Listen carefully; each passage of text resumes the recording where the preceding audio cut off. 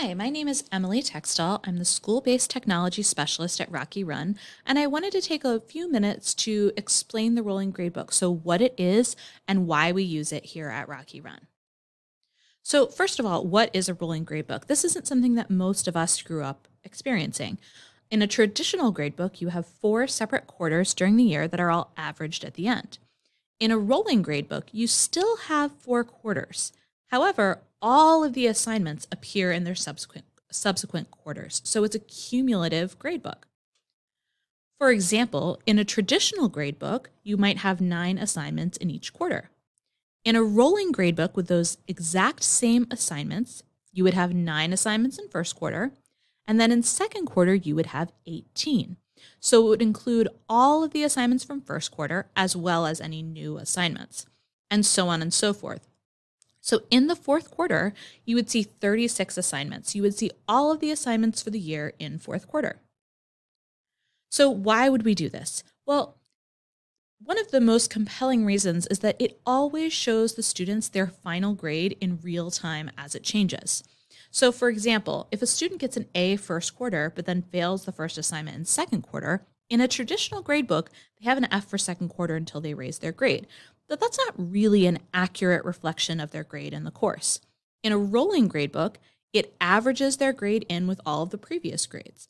So they are still going to see that assignment affect their grade, but it's going to be a more accurate representation of their overall grade in the course. It also weights all assignments of a given type the same. So for example, if a student has 1 test in first quarter and 3 tests in second quarter, in the traditional gradebook, the tests in second quarter count for less of the overall grade of the course than the test in first quarter.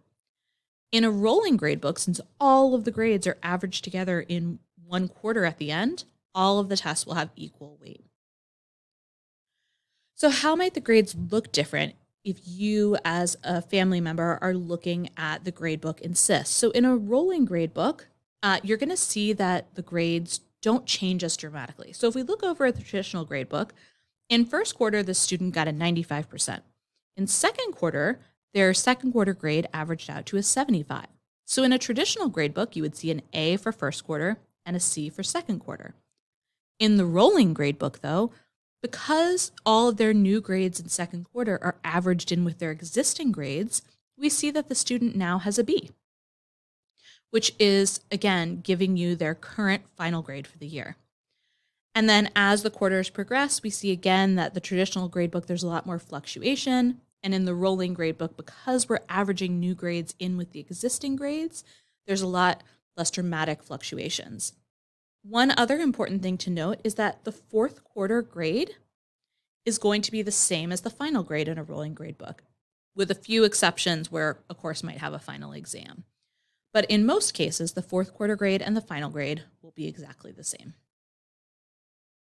So this is what it might look like for you in parent view. So you might notice that first quarter is exactly the same. So these are two sort of fake parent view accounts set up. These are not the real grades of a student, but these are set up. One is set up as rolling and one is set up as traditional, so you can see how they look throughout the year. In second quarter, in the traditional gradebook, you only see the new assignments for second quarter, whereas in the rolling, you see all of the assignments and they're all averaged together.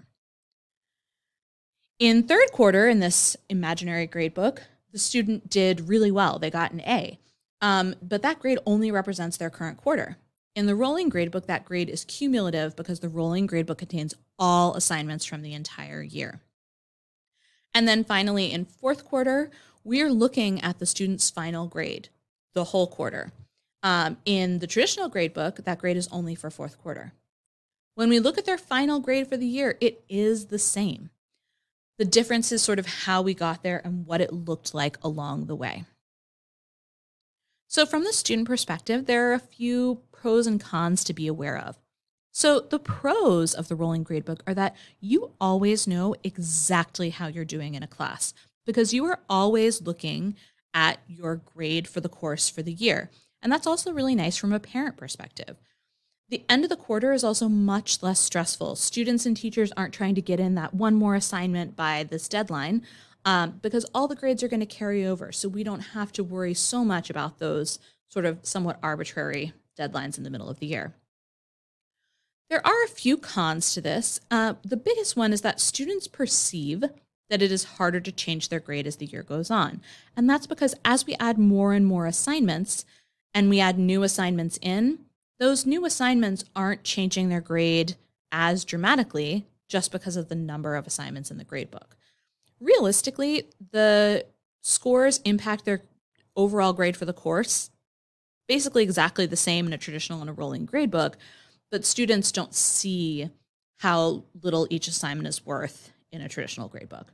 They also don't get the feeling of a fresh start each quarter. So sometimes in a traditional gradebook, that could be nice for a student if they had a rough quarter to be able to feel like they were starting fresh. So how to support your student with a rolling gradebook? My number one piece of advice would always be to help them start strong. In a rolling gradebook, students who start strong build great momentum that carries them through the year.